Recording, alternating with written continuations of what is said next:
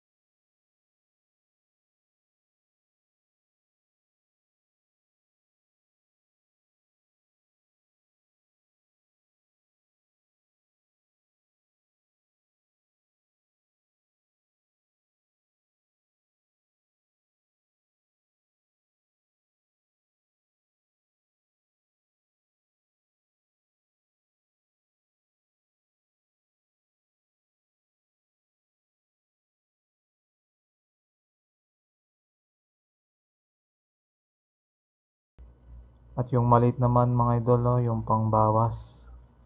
Kaya bali yung sa brake lever niya, ang silbi niya na lang ay talagang pang brake na lang mga idol. Ayan, hindi nyo na siya magagamit sa pang shift. Kaya yung dalawang paddle na lang yung magagamit nyo. So yung mga idol, tatanggalin na natin yung luma nating shifter. Ayan. Bali, Shimano Tourney yan mga idol. Ayan, 2x7 lang kasi siya. Kaya yan, parang upgrade na rin natin siya sa 3x8.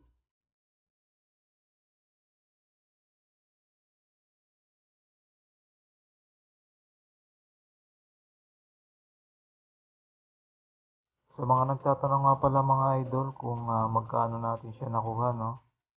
Ayan, bali nakuha natin siya sa halagang 2,213 pesos. Ayan. At kung sa mga magtatanong kung saan natin siya nakuha mga idol, no? Bali sa Shopee natin siya nakuha. Kaya ilalagay ko na lang yung link dyan sa description natin. So sa mga nakagamit na mga idol, no? Comment naman kayo dyan sa baba. Ano ba sa tingin nyo? Kung okay ba yung item na yan? Bali yan pa rin yung first time natin na paggamit ng mga idol, no?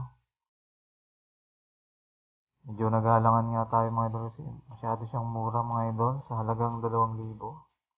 Ayan, may brand new shifter ka na. So mamaya sa dulo ng video natin mga idol, ipapakita ko sa inyo yung performance niya, no?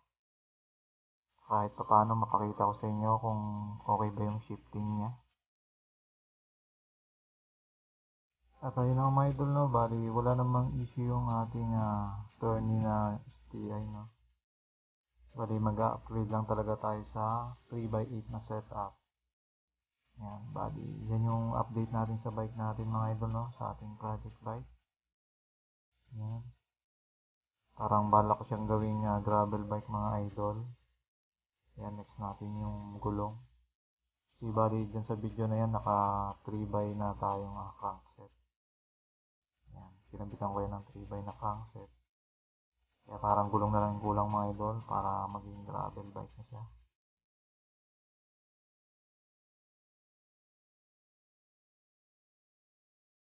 So yung mga idol, no, bali bitin lang kasi ako dyan sa Shimano Tourney. Ayan. 2x7 lang kasi yung Tourney na yan.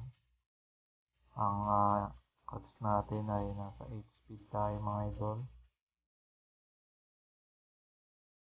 So yung mga idol, no, kinakabit ko na, no. Same way lang din naman ang pagkakabit natin. Ayan, nasa gilid lang din naman yung screw niya. Ayan, bali alin yung gagamitin. So yung mga idol, no, comment lang kayo sa baba kung may tanong kayo about dyan sa item na yan. Ayan. please don't forget to like at subscribe na rin sa channel natin. So, pasupport na lang sa atin mga idol. Ayan, pakiclick na rin yung maliit na notification bell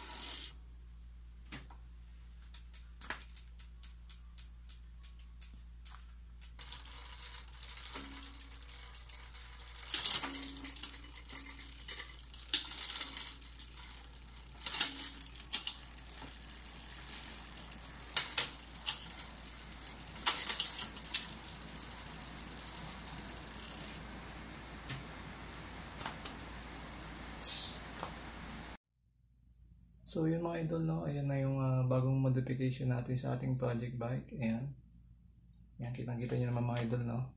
Sana'y masulit natin siya at sana'y tumagal siya mga idol. Sa mga interesado nga pala sa item na to mga idol, no, ilalagay ko na lang yung link sa ating description dyan sa baba para mabisita nyo rin yung pinagkuhanan natin.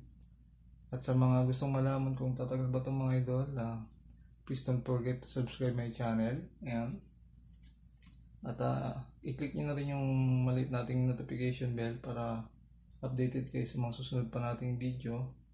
Kasi mga idol, no, sulit na sulit ng item na to. So kung i-rate natin siya ay 9/10 tayo mga idol. Yan, sana masulit natin siya. Yun mga idol, no. Hanggang sa muli, ito yung Kuya Bentot. Signing off. Flying peace!